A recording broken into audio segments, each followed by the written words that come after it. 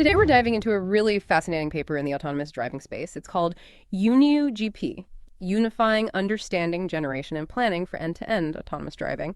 And it's from the teams at ByteDance Seed and HKU STGGZ. Now, if you're an AD, you know the biggest problem isn't the day-to-day commute, it's the long tail, those super rare, bizarre events that systems just aren't prepared for.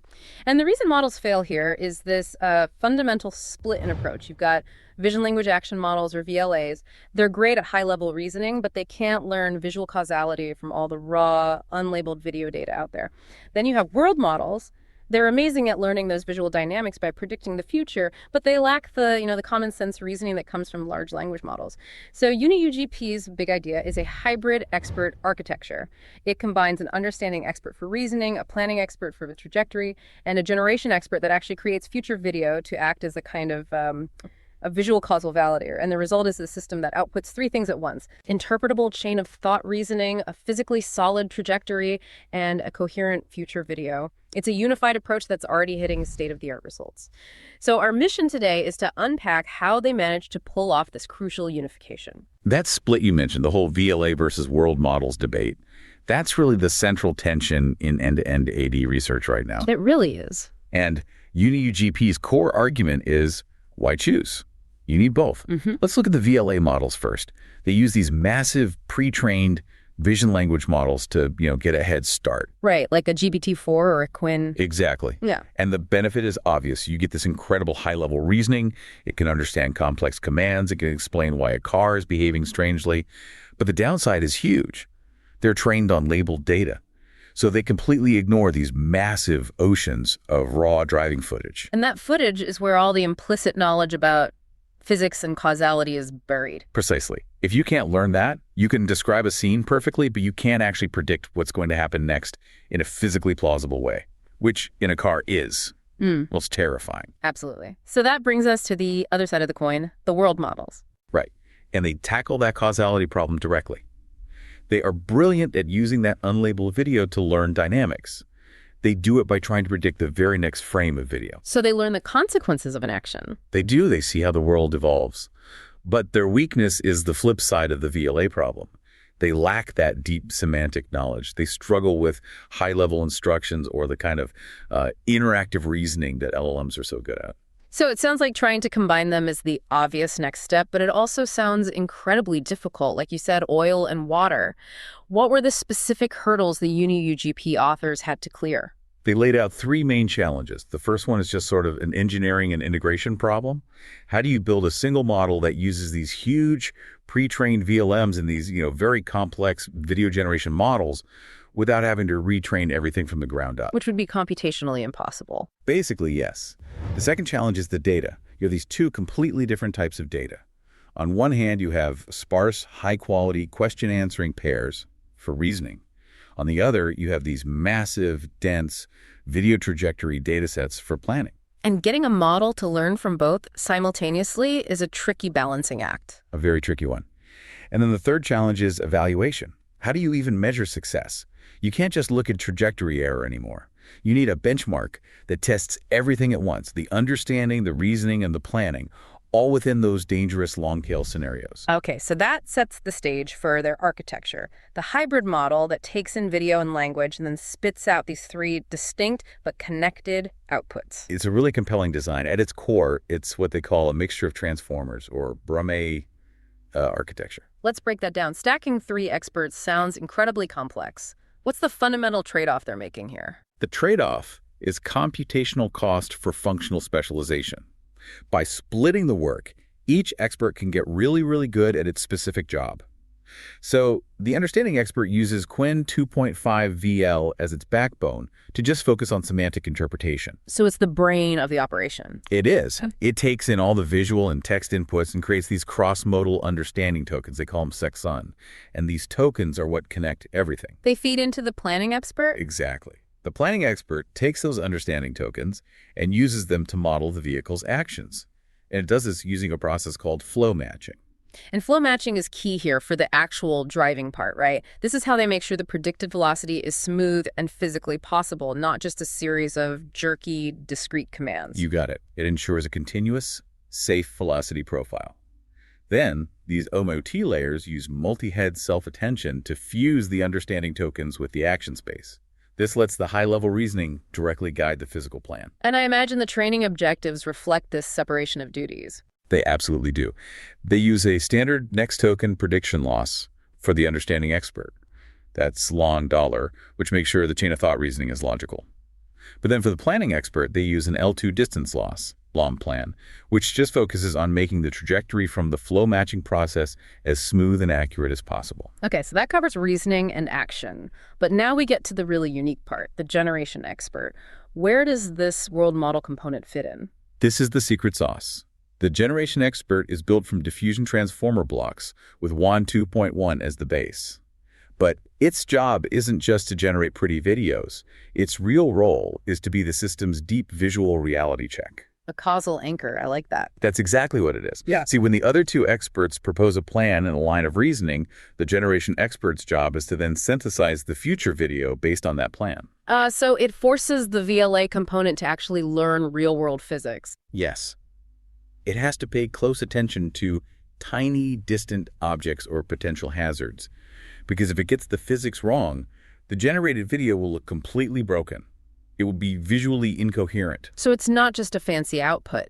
During training, it's actively making the other two experts smarter and safer by demanding physical consistency. 100%.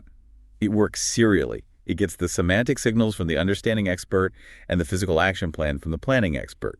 This ensures the future it generates is directly controlled by the model's high-level decision. And in turn, it validates whether that high-level decision even makes sense in the real world. But these world models are computationally massive. What does that mean for actually putting this in a car? It's a huge computational load, and the authors are very clear about this trade-off. They designed it so that the generation expert can be turned off completely during inference on, say, a mobile device. But you don't lose the benefit. You don't. The key insight is that the causal knowledge it forced the system to learn during training is already baked into the weights of the understanding and planning experts. So you pay the computational price during training to get that deep knowledge, and then you can deploy the smarter, lighter core. That training strategy must be incredibly important then. You can't just throw data at this and hope it works. And not at all. They did a massive data curation project just for this, focusing specifically on those long-tail events. They pulled in data from Waymo E2E, Data 2000, and even specialized accident datasets like lost and found and street hazards. And they structured all this data into 4 specific task categories, sort of building up the model's intelligence one layer at a time. That's a great way to think about it. The first layer is just perception and understanding. Basic stuff like detecting small objects or identifying who's at fault in an accident, formatted as simple Q&A. The foundation. The foundation. The second layer is causal code reasoning.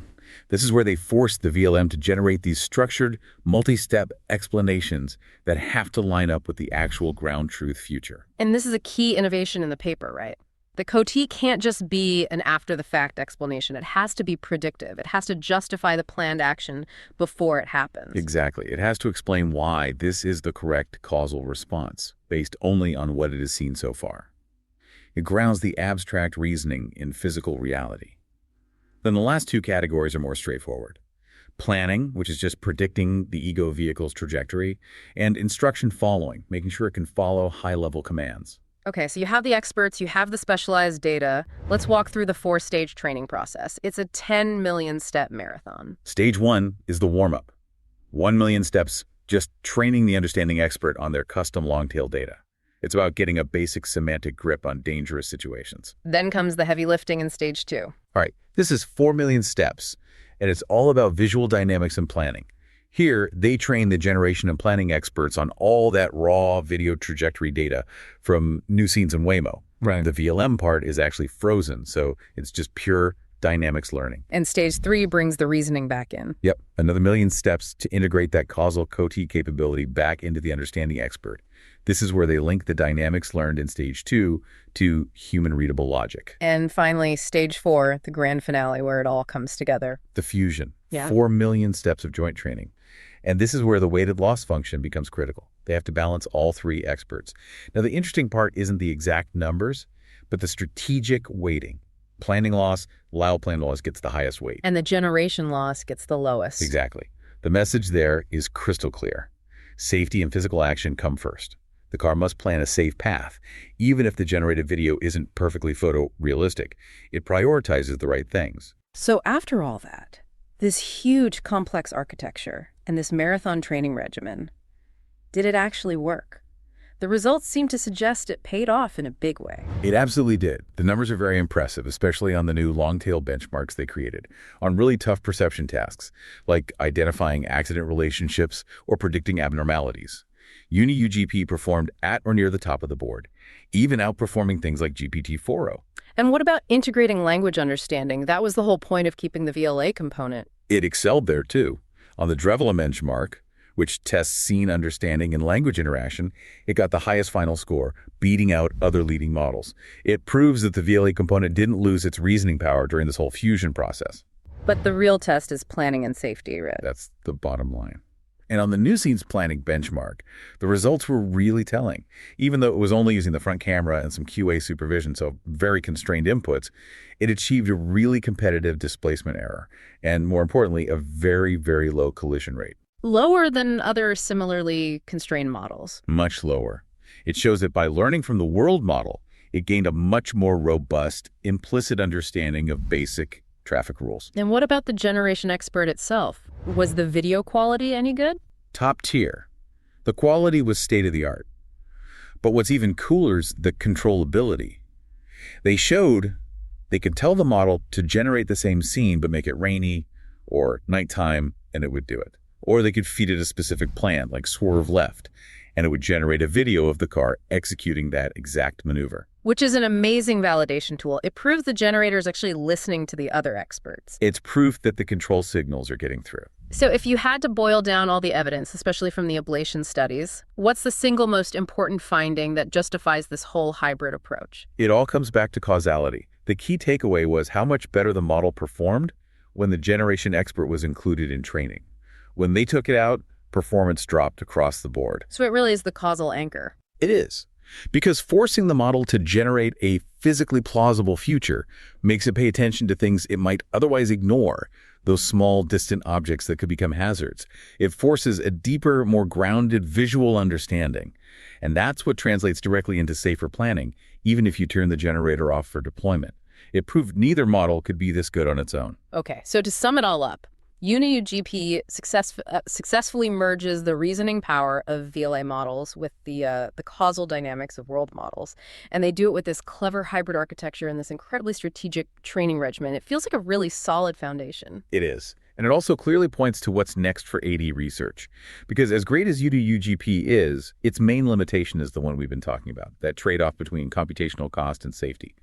The generation expert is the key to its success, but it's also the heaviest part. So the next frontier is figuring out how to get that knowledge without paying the full price. Exactly. The future has to be about designing much more lightweight generation experts. Maybe using things like knowledge distillation, where you sort of compress the causal knowledge from the big world model into the smaller planning expert. What about making the reasoning itself more dynamic? Now you're thinking. A system that can adjust how much reasoning it needs based on the scene's complexity. Right. You don't need a full, detailed chain of thought explanation for driving down an empty highway, but you absolutely need it when a pedestrian is acting erratically at an intersection. Exactly. You reserve the heavy computational cycles for when safety truly demands it. The long-term success for these kinds of models isn't just about scoring well on a benchmark. It's about being able to deliver that deep causal interpretability in real time when it matters most, while being efficient the rest of the time. UniGP has really thrown down the gauntlet and defined that challenge for the entire field.